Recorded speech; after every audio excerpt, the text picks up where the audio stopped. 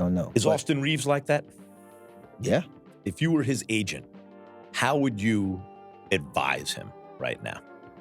I don't want to play fantasy agent, but I know what you're saying. Yeah. Because I want to be respectful to his agent. Okay. Yeah. But what I will say is, we're not playing fantasy agent. He's in a great. Here's what I would say. Yeah. He's in a great spot. Mm-hmm. Now, a player like that playing on a stage like LA with the Lakers, you got to look at it one or two ways. You have to decide. There's enterprise value playing next to a Luka, playing with LeBron for historically franchised. For the team in basketball, really. For the Lakers. And then there's a world where, but I can go elsewhere as a free agent and get every last dime, right? You know, I've asked a lot of players about this. I'm saying, what percentage of your career earnings would you give up to have won a championship if you didn't win one, right? And this is the answer I normally get falls between 5 and 15%. Because people are like, oh, they're already so rich already. When you're talking about hundreds of millions of dollars, if fans expect dudes to give up half, really all the NBA is a TV show. And all the playoffs and the finals is a bigger TV show. So really what the fans are asking of the players is to give up tens of millions of dollars in order to appear on an even bigger TV show. And most players are competitive enough that they're like, I want to win a championship, up to about 10 to 15% of their earnings. And then they're like, let me get the money. In the situation, if it's a $20 million difference over 4 years, right? That's $5 million a year. The person that is a little not uneducated but inexperienced would say, oh, he can make that up because he's in LA. Not really. But I do think there's a world of enterprise value that comes with, right? And personal competitive winning satisfaction for the rest of your life, telling your grandkids you won a championship. Yeah, but what I'm saying is just playing in LA for him. Yeah. The situation with Austin Reaves is already interesting because he already forgoed getting drafted, just hearing his name being called out in order to join the Lakers. So he really went undrafted just to be a part of that franchise. And who knows, on the back end, I'm not sure if he's going to be willing to take a pay cut now. But then for Austin Reaves. Yeah, for Austin, because that's what you asked me about. Yeah. But if there's like a $80 million difference and the cost of living is cheaper, and, so those are things You're describing his situation. Yeah. There's going to be probably an $80 million difference, right? Well, and it's going to be in a non-tax state, and it's going to be in a lower... It could be. So those are things where, for me in my position, I'm looking at it and I'm saying, well, you have to really... Now this becomes a real conversation. These are interesting times because Rich Paul's speaking about Austin Reaves just exploring his options. Reaves is the only piece that the Lakers could really trade away to at least put something around LeBron and Luka. Especially coming off of last season, the Lakers didn't really make any plans. They could have traded away anything that was valuable, a guy like Austin Reaves, get two other pieces who could play defense around Luka and LeBron, and perhaps even extend LeBron James for a few more seasons for a much lower salary than the $50 million a year. We all gotta wonder, how exactly did the offseason talks go with LeBron James and Rob Pelinka? And what were the Lakers' plan outside of Luka? Keep in mind, Jeanie Buss and Pelinka did make the trip overseas to visit Luka. And LeBron James, to kick off the start of this season, was seen practicing in the Cavs facility, the Clippers facility, making numerous rounds on multiple podcasts. This is the first time in his career he'd even start off the season. This whole Lakers saga with LeBron James is going to be interesting when everything is all said and done and the real stories come out. Because you're not making $80 million up. You're just not. For the rest of your life, by the way. No, you're just not. You lose the stage, yes. You probably won't be playing half of your games on television. But once you've had that, do you crave that, or do you, because I think you work so hard to get in the position that he's in to be able to have options. And talent is going to always have options. That's number one, clear. But then there's a world where now I'm thinking about, my family, and I'm thinking about when I'm done playing and all these type of things. And the good thing about him is I think he can play anywhere because I think for me just being around him, his lifestyle, he plays golf, family guy, pretty simple guy, loves to play basketball. It's not like over the top. So, right. He'll fit in a lot of places. Yeah. Like Lakers fans were reacting to you saying that Austin Reaves should come off the bench. I was the one who said Austin Reaves should come off the bench. Yeah, you said that. I said that. He should be like Ginobili or someone, right? On a championship contending team, I believe so too. That situation is really going to put another spotlight on Rob Pelinka. Will he let Reaves walk away for free, or this season, is he able to flip him for multiple pieces that they need, especially defensively around the perimeter? Well, again, yeah. If you're talking having a championship, see, I think people don't understand. And look, you need that, right? You need people just flying off the handle, but the internet is like an Arnold Palmer of intelligence and ignorance. So it don't matter, right? Yeah. You need them both. Good mix. But what I would say is, if you have a championship team and the best case scenario for your team is for a player at the talent level of an Austin Reaves to come off your bench, I don't think Austin Reaves would have an issue with that. Facts.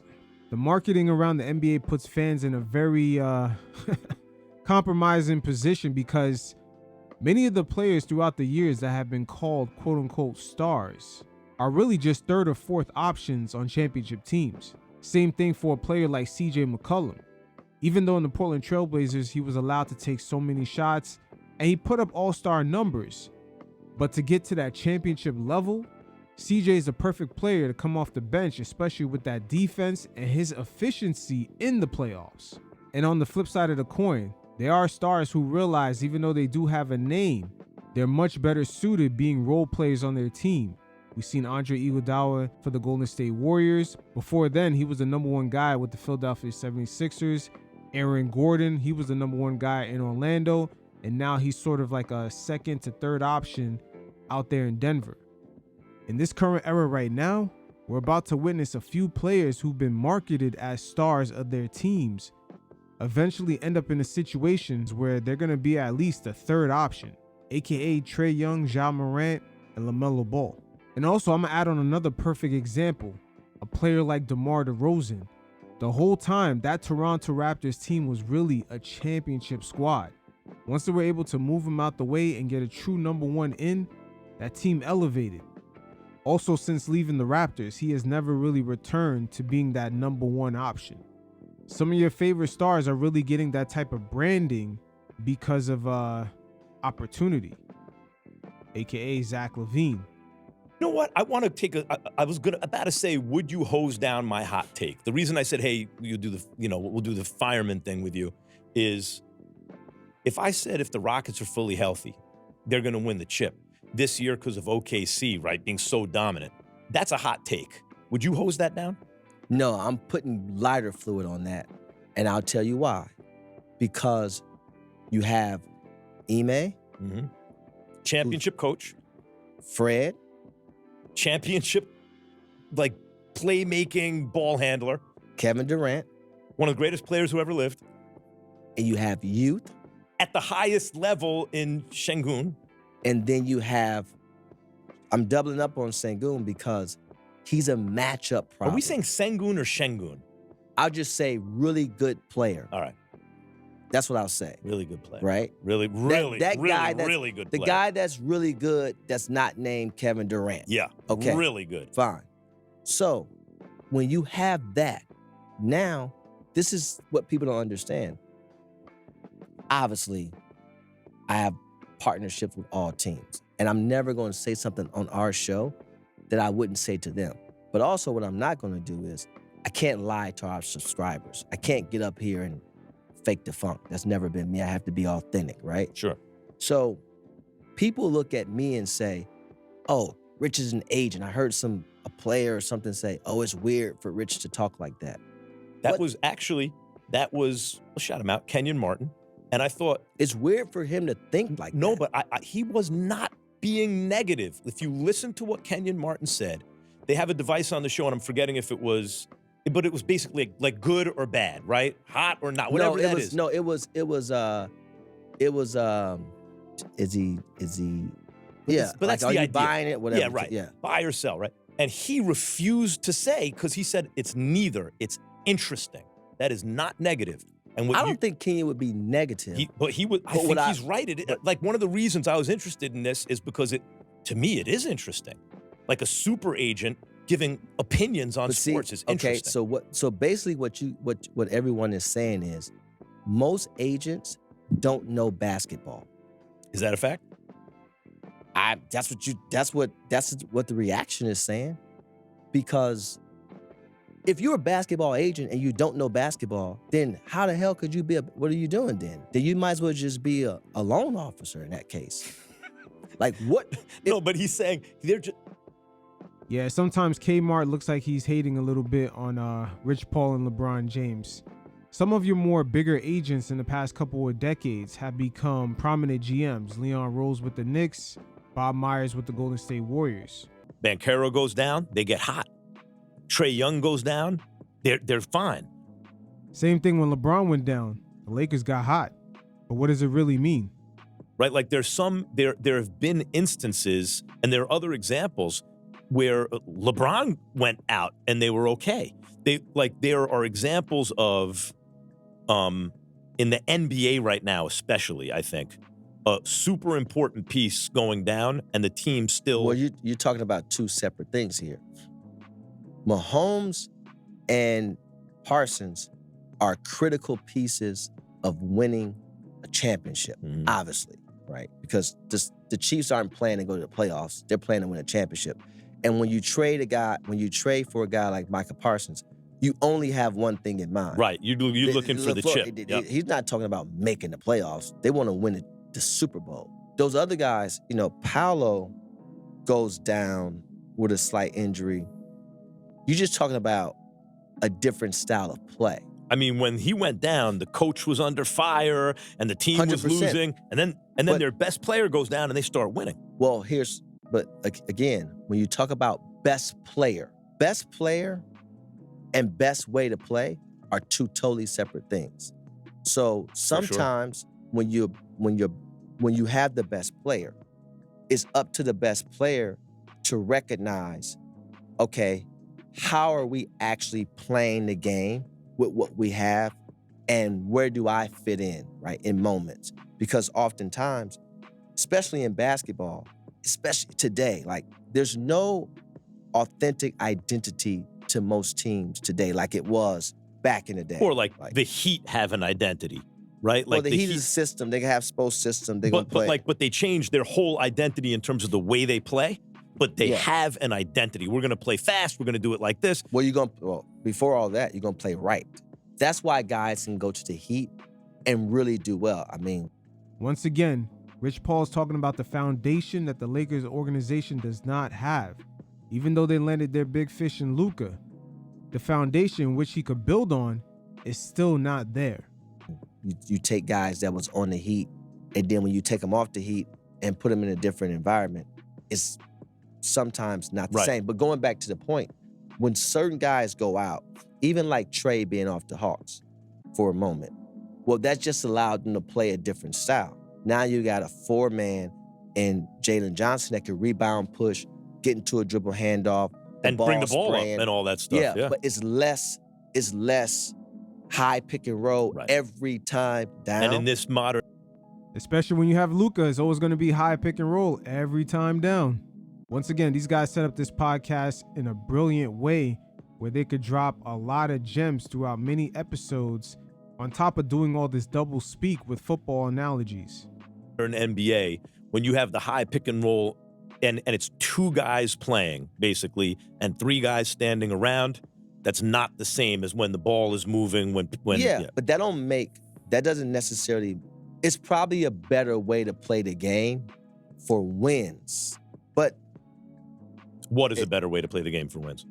Being able to really have you got to have the ball moving. Rick Carlisle said at the end of last year, he said, and when you look at both of those teams that was in the finals, yes, they had their go-to guy, but any and everybody was comfortable taking the shot within the flow of the Because offense. Hey, Rich Paul's in his bag right here because the NBA has definitely evolved since even 5 years ago. Not only the small ball era is ending, but teams now really have no traditional point guard and just 5 players who could really make adjustments and the proper reads generating offense. We've seen the New York Knicks move away from having Jalen Brunson just consistently bring the ball down the court in that Tom Thibodeau offense, and now it's more free-flowing with a lot of quick decision-making from all 5 players on the court. But with Luka, once again, it's just pick and roll going downhill. That might have worked well from 2019 to 2024, but in this current landscape right now, teams have to evolve. No wonder they call the NBA a copycat league, but with all copycats, some of them are actually late to the party.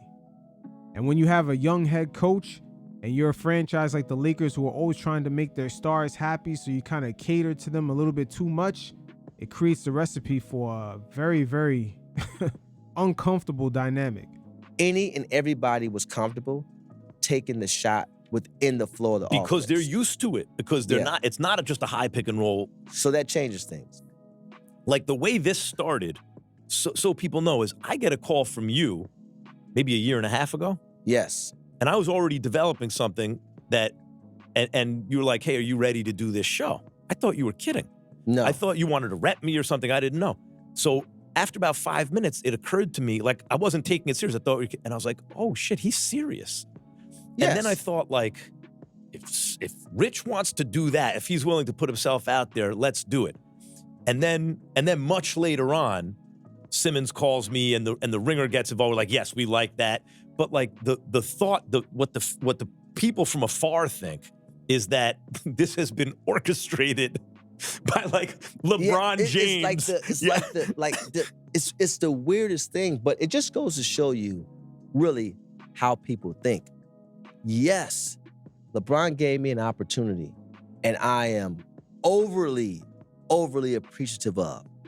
But if you talk to the man himself, he'll tell you that guy has his own mind. That guy took an opportunity and went and built something, which allows me to be in the position I am today to do this show. The reason why I wanted to do this show is because, again, I don't like to put a limit on myself. I know how far I can go, but there will be some times where I have to really just totally, bluntly tell the truth about a scenario, and maybe one of my clients are involved and maybe they're not. But it was more so about being insightful, right? Being insightful and giving a perspective that I think there's an audience that wants to know. I can't worry about the audience that wants the drama or that only wants you to talk about one team in a perfect way. That's not how it works. So as we continue, Rich Paul further elaborates on the talent pool of the NBA, guys just coming into the league, just being on a higher caliber. And teams like the Lakers should have a good enough scouting department where they could find gems in the draft.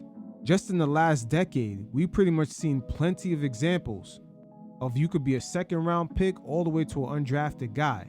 The amount of money you could make is pretty much unlimited. You got Jokic and Jalen Brunson coming out of the second round. You got guys like Jimmy Butler, Austin Reaves, Fred VanVleet, all went undrafted. And depending on how much money Austin Reaves gets offered, which is probably going to be over $100 million, all 3 of those guys pretty much got that contract.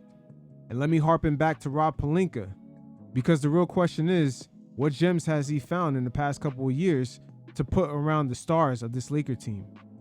I was just talking to some they was college students. Yeah. And the young man asked me, like, to give him a couple gems. And they were talking about school. And I said the same thing. I said, you're not going to use what you learn in school pretty much in real life. I don't know the last time I used the MLA format to write anything, or the obtuse or TI-83, 82, 84, whatever, to do a math problem, right? But I said to them, but the foundational habits, getting to school on time, paying attention in school and listening to a teacher, and being coachable. And training yourself how to think also. Yes. The exact information is not important. It's training your brain, getting your brain the reps in terms of how to think about stuff. Yes. So like, and I can tell you, most guys don't. Most are not independent enough to turn their home life into no. the job. I can, and now when the superstar guy doesn't get there, that person gets all the blame. But what we're not taking into consideration is, what did the teammates do when they were at home? Because during the course of a game, you come out of a timeout, especially in basketball. The most important thing in basketball is after timeout execution. Yeah. The coach could be. There's points. You can either leave the points Yes. on the board there, or you can put them on the board. And when you're evaluating talent, right? Most of these guys look at a mock draft and want to go after the top guy because he's that. But you really have to evaluate a lot of different things. And one of those is that. And these teams are starting to evaluate that even more now because they do So a this. dude like Maxey, when you see him coming up, you're like, that dude is going to do what it takes. And that do what it takes attitude is something that Laker fans still have to ask themselves about Luka. Is he willing to put the defensive effort out there? And also, most importantly, stay in fucking shape. How the hell that double chin has returned during the season? The conversation started because you said, where would Giannis go? And the two Yeah, biggest you markets, said that. the two biggest markets could both use him in New York and LA. But that's again, you focus on big markets. I'm not saying that's where Giannis should go. I'm just saying the fact of the matter is the two biggest markets. Right. So here's what happened. Could be title contenders. When you in big markets and you focus on names, that's the beginning of the end. Once again, Rich Paul, more shots at Rob Pelinka. They landed their big fish in Luka, but what else have they done? How can you start a season knowing that you don't have good enough perimeter defenders and you got a guy like Luka? Look at the small markets. Look at OKC and look at San Antonio. Sure. They don't have that ability to rest on that. So what do? They build a culture and development. Rich Paul going in on the Lakers right now. There's just so many things happening at once. It's kind of hard to keep up with, but the fact that Hollywood no longer has the monopoly to create mega stars like they used to, and the rise of social media, it's also having an impact on the Lakers because now they're actually forced into developing talent within. How many free agents have they struck out with in the past 10 years? There's Paul George. He chose to renew his contract in the OKC. There was Melo around 2015, 2014. Kawhi Leonard, LaMarcus Aldridge. Shit, even more recently, Klay Thompson choosing the Dallas Mavericks over the Lakers.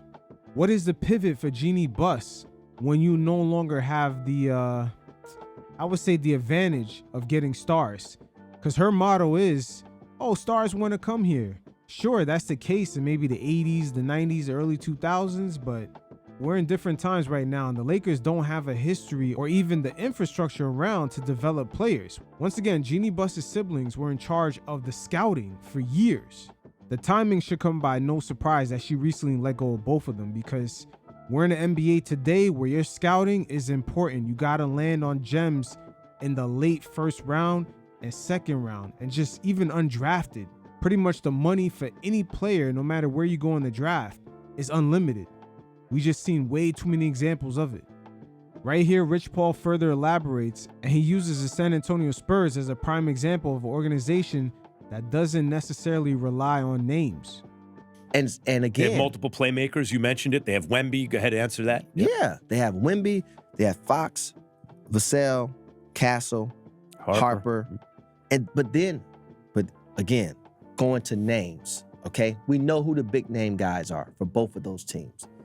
That's not who's actually putting them over the top. When you ask a guy like Keldon Johnson in the beginning of the year to play a certain role, and he buys into that and decides that I'm going to play that role. That's based on culture and drafting high IQ players and developing them. And then when you have a guy like Harrison Barnes, right, who's a true professional. Getting the right veteran mix in. Yep. This is what I'm saying. So now most teams draft a guy, number 2, Dylan Harper, he has to start.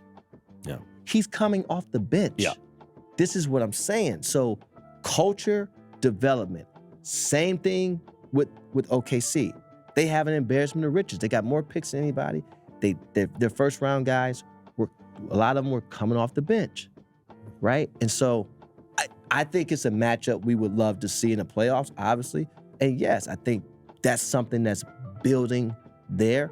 But do I think it automatically means that, oh, they're just going to run through OKC? No, and I don't think San Antonio believes that. Is, you know, I don't get over panicked about the regular season because there's a lot that comes with it. You've said it. The NBA is getting ready for the playoffs. Last year, Indiana was not that great. No. Halliburton didn't even make the All-Star team. Yeah, but they had an identity all year. But they were good. No, in the beginning, it was a little struggle, and then they came on strong at the end and made it to the final. It's not a coincidence Rich Paul pointed out the Pacers because their development really showed going into last year's playoffs. The amount of guys like Ben Shepherd, Obi Toppin, Nembhard, Naismith, Benedict Mathurin, and even TJ McConnell. It goes to show you, just like Rich Paul said, they had a good eye for veterans, mix them up with certain youth players, and also knowing who fits, making that trade for Pascal Siakam, one of the most underrated successful trades that have been pulled off in the past couple of seasons. The Pacers front office definitely had a vision when building that team.